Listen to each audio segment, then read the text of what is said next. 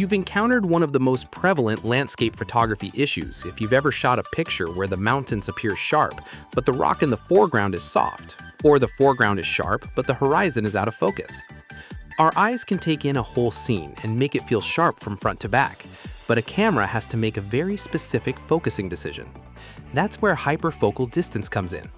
It sounds technical at first, but once you understand the concept, it becomes one of the most practical tools for getting landscapes sharp from the foreground all the way to the background. Today, we're going to break it down in a simple way and show how we can use it in the field without overcomplicating the process.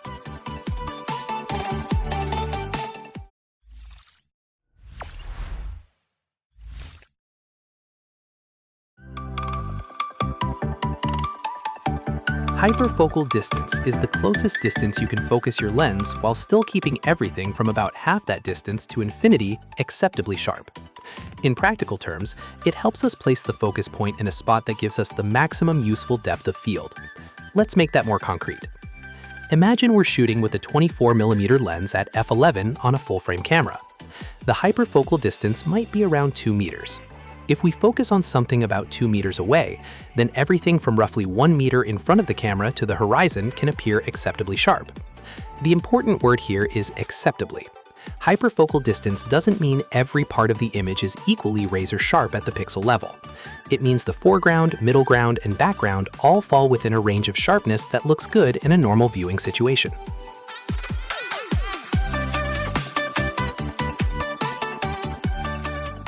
A lot of beginners instinctively focus on the mountains or the horizon because that seems like the most important part of the scene.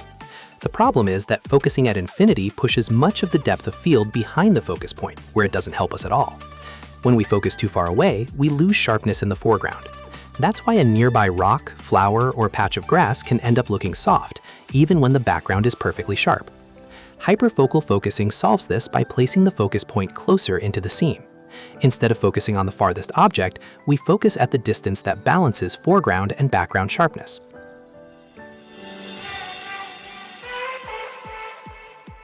Let's say we're photographing a landscape with a rock in the foreground about 1 meter away and mountains in the distance.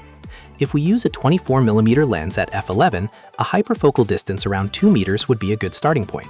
So instead of focusing on the mountains, we would focus on something roughly 2 meters away. By doing that, the depth of field extends from about 1 meter to infinity, which keeps both the foreground rock and the distant mountains acceptably sharp. That's the key shift in thinking. We're not focusing on the subject we care about most, we're focusing where the depth of field works most efficiently.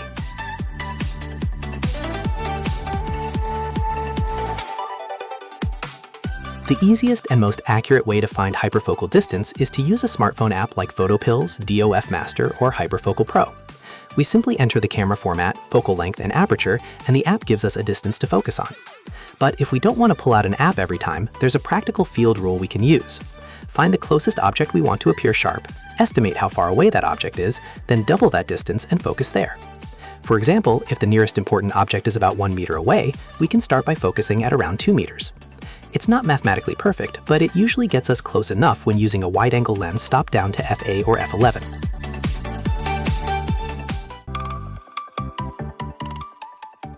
One of the most important practical tips is this. When estimating hyperfocal distance, err on the side of focusing slightly farther away, not closer. If we focus a little beyond the true hyperfocal distance, the nearest foreground may lose a tiny bit of sharpness.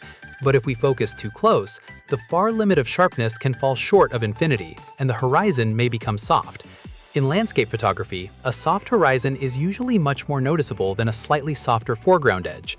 So, when we're estimating rather than measuring precisely, focusing a little farther into the scene is usually the safer choice.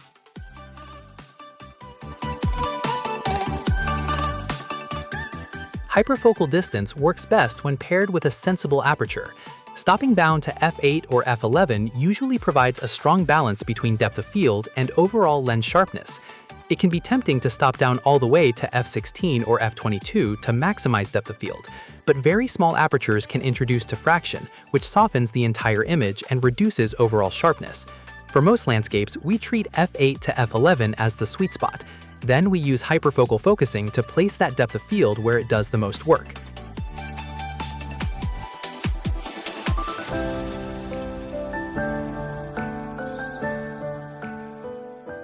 Hyperfocal distance has limits. If the nearest important object is only a few inches from the lens, even f11 may not provide enough depth of field to keep both that foreground and the distant background sharp. In those situations, the better solution is often focus stacking. That means taking multiple photos focused at different distances and blending them together in post-processing. Hyperfocal distance is still incredibly useful for the vast majority of landscape scenes, especially when the nearest important object is a reasonable distance away. But for extreme near-to-far compositions, focus stacking may be the cleaner approach.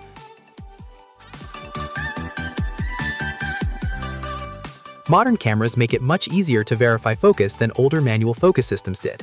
Here's the workflow we'd use. Set the camera to a sensible aperture, usually f8 or f11. Estimate or calculate the hyperfocal distance.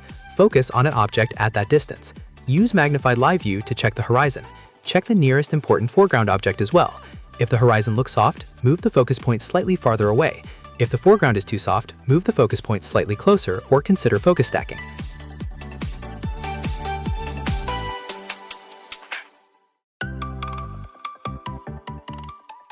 When we're out shooting landscapes, we can simplify the whole process into a few repeatable steps. Choose a wide-angle focal length if we want strong front-to-back sharpness. Select an aperture around f8 or f11. Identify the closest object we want sharp.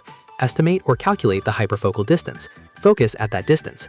Use magnified live view to confirm the foreground and horizon are sharp enough. After practicing this a few times, we start to develop an intuitive sense of where to focus in common landscape situations.